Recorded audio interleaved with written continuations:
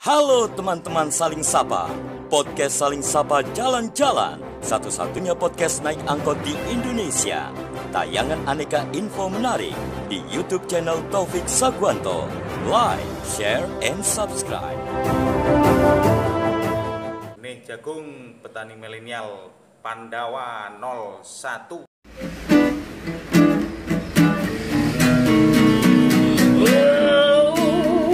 Jangan sedih, jangan muram, berikanlah sebuah senyuman, ikutlah denganku kawan. Teman-teman Saling Sapa podcast Saling Sapa Jalan-Jalan.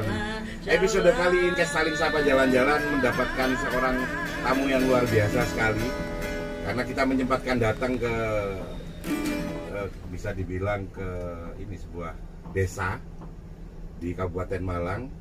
Kita memprofile desa ini karena desa ini buat saya, buat kami tim podcast Saling Sapa Jalan-Jalan merupakan sebuah desa yang bisa menyeimbangkan antara kegiatan bertani dan berdagang itu dalam satu ruang yang sangat sama-sama didukung. Selamat datang Pak Kades. Nama saya Buang Suwarja, Kepala Desa Sitirejo, Kecamatan Wagir, Kabupaten Malang. Ini masih Wagir Pak ya, ke kecamatannya. Malah saya kalau bisa bilang tadi masuk udah kayak ke perumahan Pak, nggak kayak ke desa Pak. Iya, karena Sitirejo ini masuk desa perkotaan. Jadi daerah desa tapal batas dengan kota, yang mana itu sebelah timur ini berbatasan dengan Kelurahan Kebonsari, utara dengan Kelurahan Bandung Rejosari. Barat itu wilayah Bakalan Kerajaan. Semua Bakalan Kerajaan kota. Ya. Berarti langsung berbatasan dengan kotanya. Ya. Jadi bisa dibilang urban. Bisa dibilang penyanggah kota ya sebenarnya. Kota. Jadi mungkin ini yang membuat di sini tantangannya malah harus lebih perhatian ke petani ya. Soalnya pertanian cenderung lebih akan tergilas saja.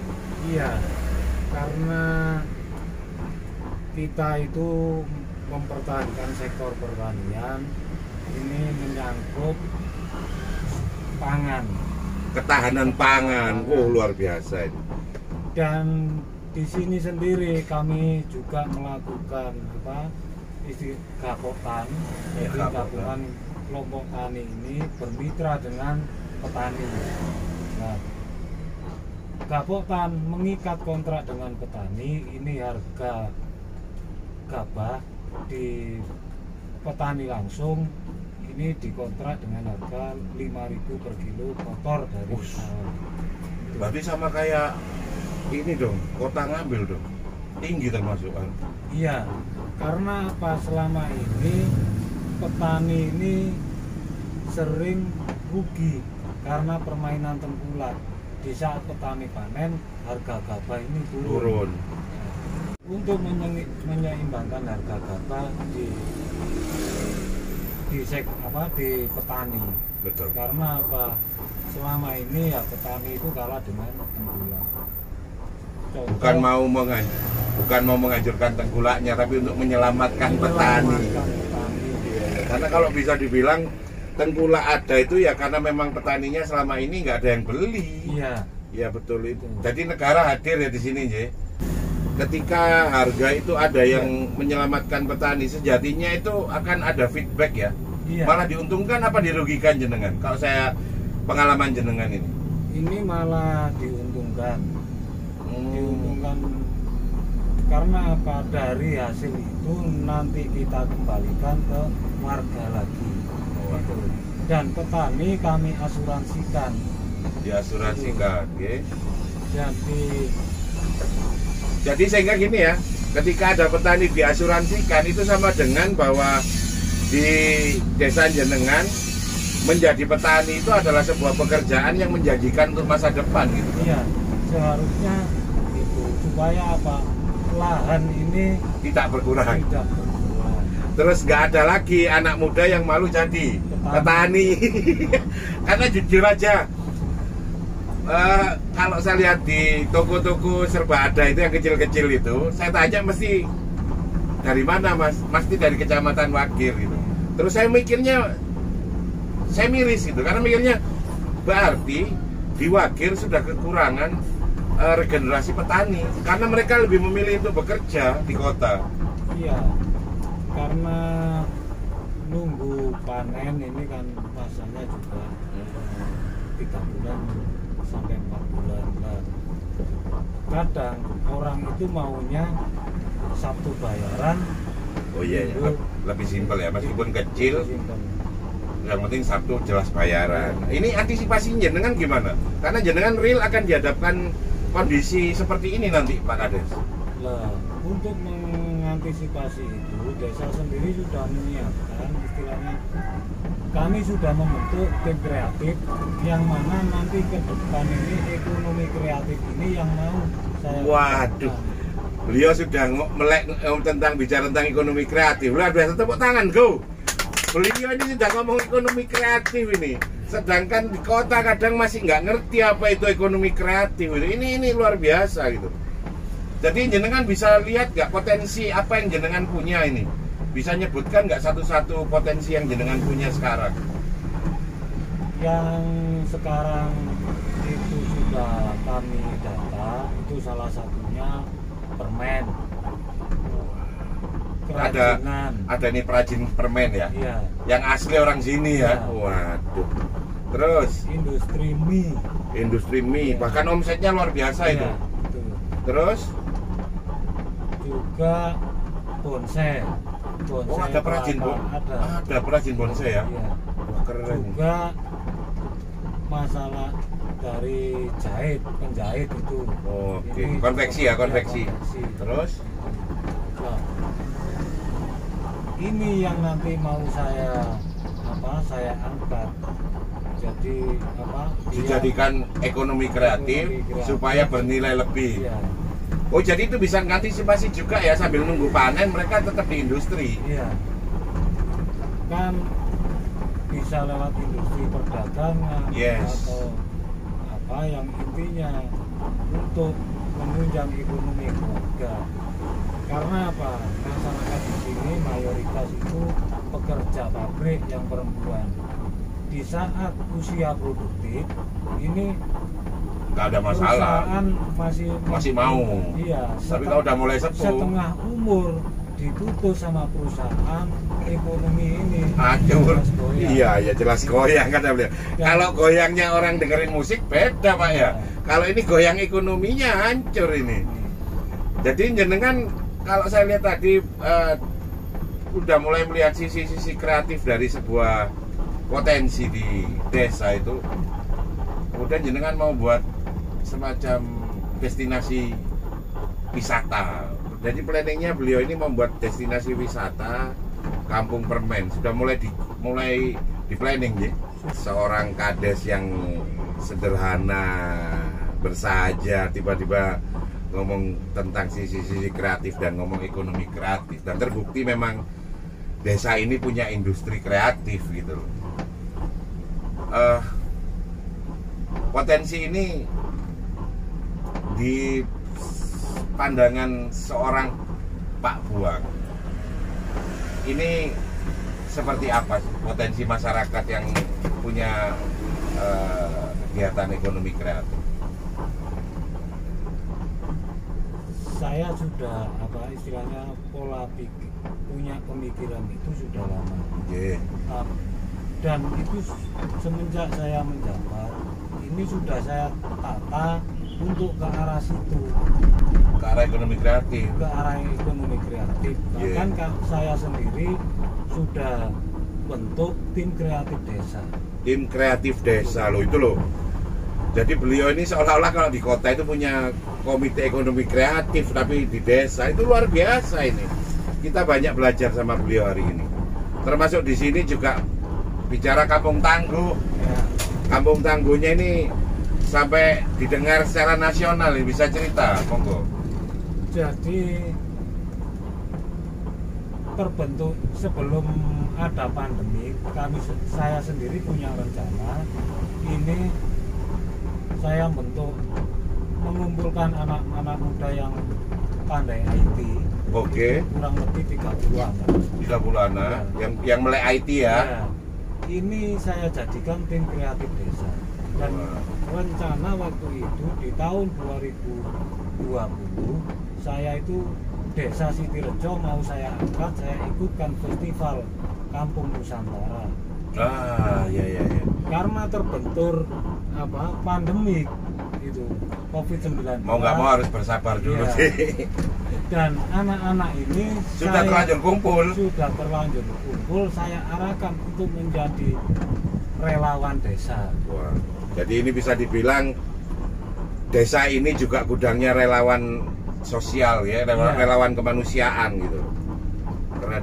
Jadi ada 2 komunitas, satunya Satkom, satunya ini tim kreatif. Akhirnya saya jadikan satu relawan satu tim relawan desa aja. Iya. Karena memang relawan tuh kalau nggak dididik ya repot juga. Kalau pemain diterjunkan ke tempat bencana itu yang ada malah merepotkan.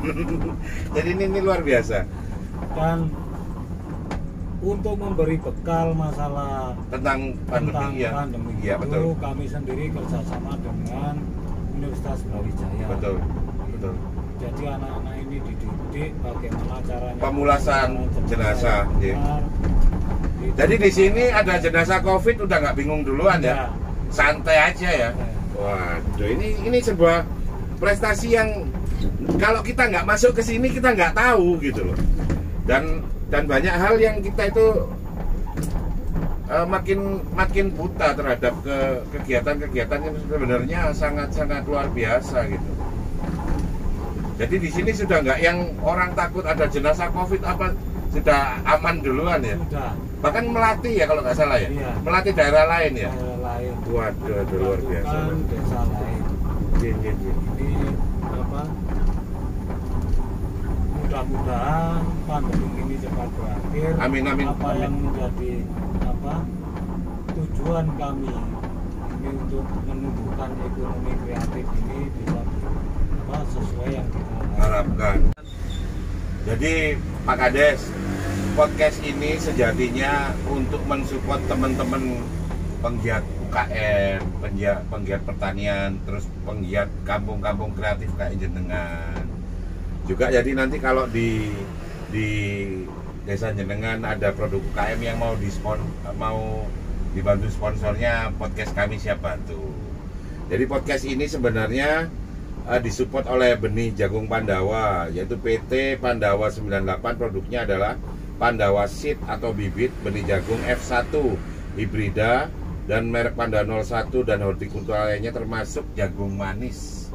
Terus Koka Cafe by Babun T-shirt, ayam kisanak, jamu uti, jamu langsung minum dengan aneka varian tanpa pengawet dan pemanis buatan. Juga BK Motor, pusat modifikasi roda 2, Asika dari rokok herbal, produk dari CK Milenial Utas, yaitu komunitas kreatif Kabupaten Malang, Jet Indo Pratama.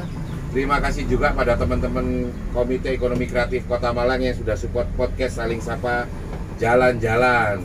Juga terima kasih buat Pak Kades yang mau saya repotin hari ini, ngantar kemana-mana. Enggak apa-apa, Ji? Enggak apa-apa. Nah, siap. Jadi teman-teman, kita ntar lagi akan datang ke sentra-sentra ekonomi kreatif yang dimiliki oleh Desa Sitirejo.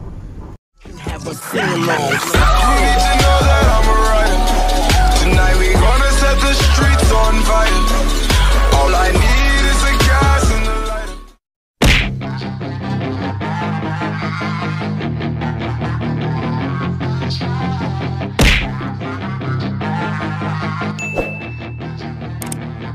Yeah, she's got some nice long hair, and you know that she's a bad chick. All the boys stare, can't help it, it's a habit. Clothes that she...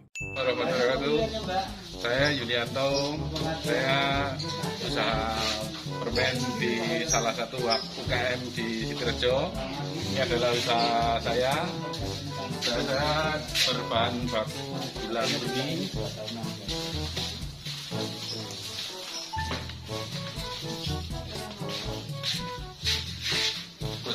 proses dari pembuatan permen ini dimulai dari memasak gula bersama air ditambah dengan glukosa. Setelah dimasak dengan suhu tertentu akan didinginkan di area pendinginan. Setelah didinginkan dikasih warna untuk motifnya. Selanjutnya diproses tarik. Jadi dari gula yang sudah ditarik tadi ditarik sehingga untuk mengembangkan gula tersebut. Jadi untuk menambah volume.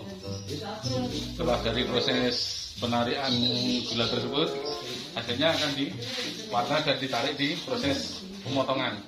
Untuk pemotongan sendiri dari sini dan menggunakan pemanas sehingga hasilnya tidak mudah keras. Jadi terus lunak. Untuk diproses selanjutnya proses cetak. Jadi di proses cetak ini permen dicetak menjadi berbagai bentuk, mulai dari loaf, ada bulat dan lain-lain sebagainya, sesuai juga dengan permintaan customer. Ini adalah proses pembungkusan dari permen yang telah dicetak, dibungkus, lalu ditali. Untuk selanjutnya, setelah proses penalian ini, proses packing. Terima kasih. Itu salah satu usaha UMKM di Desa Sidorejo.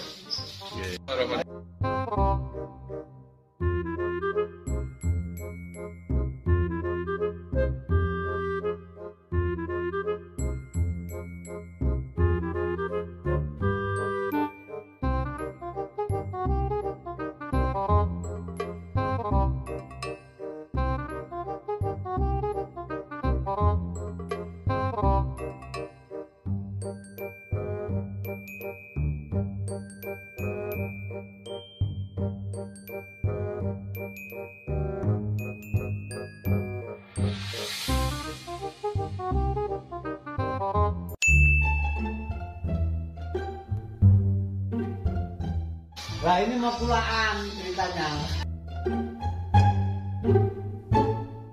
Tenang aja, ini kan masih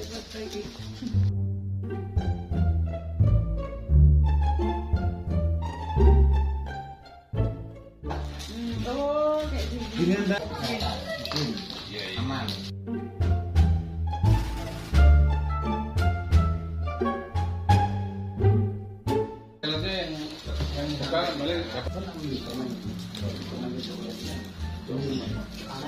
Oh, baru 1 tahun, Pak.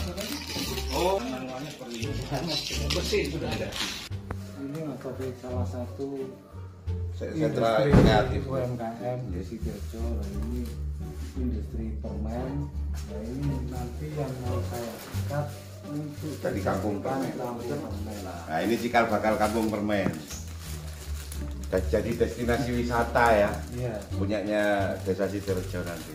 Yang dulunya ini Pak bekerja salah satu perusahaan. Kemudian di PHK. PHK. Korban PHK ini ya, jadi kaya ini. Sekarang Kayaknya. Pak mendirikan usaha sendiri.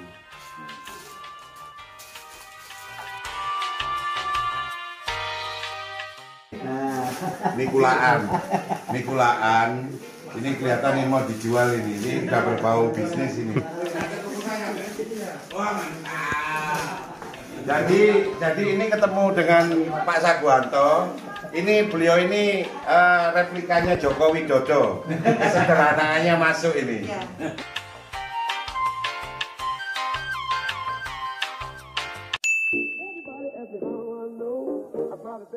Iya. Ya. Jadi apa dengan adanya industri kreatif ini rencana saya di sini itu mau saya buat kampung permen. Bila salah satu ikon usaha ini muncul.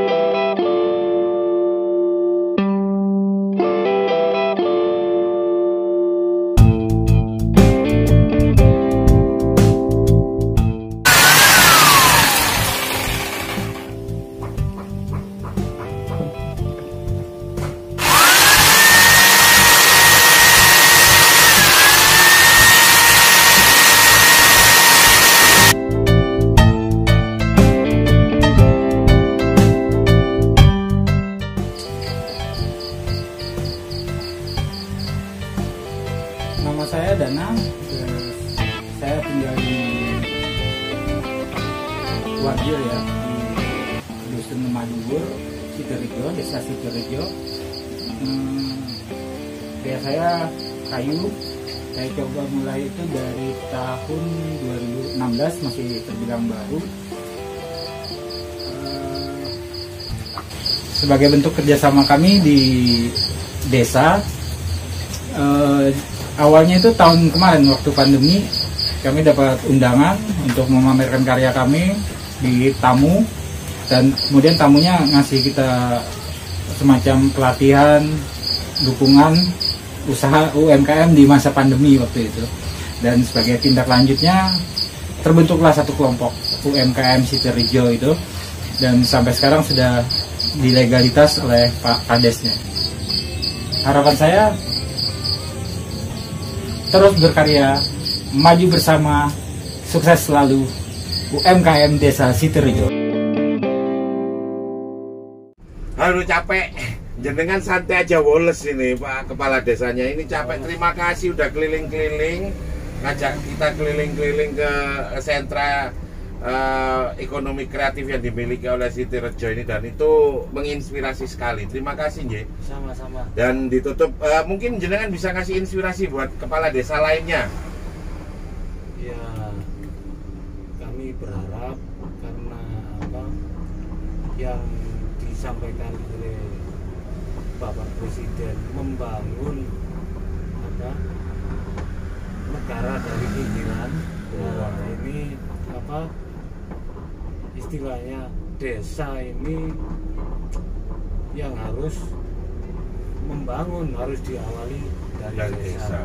Dan si desa harus berdaya dan membangun dirinya, ya, agar kota itu juga tidak lumpuh ya. Ya, betul. Sebelum ada kota sudah ada desa duluan. Sebelum ada kehidupan modern sudah ada desa. Ini sebuah inspirasi bahwa sejatinya kultur kita, penyangga kehidupan kita adalah desa. Jadi jangan malu kalau kita itu dikatakan orang deso. Ora popo. Ya, inspirasi yang luar biasa ditutup dengan kata ojo isin disebut wong deso ora popo. Podcast Saling Sapa jalan-jalan episode istimewa kali ini sampai di sini dulu. Terima kasih Pak Kades sekali lagi. Semoga ini bermanfaat Pak Kades. Wassalamualaikum warahmatullahi wabarakatuh.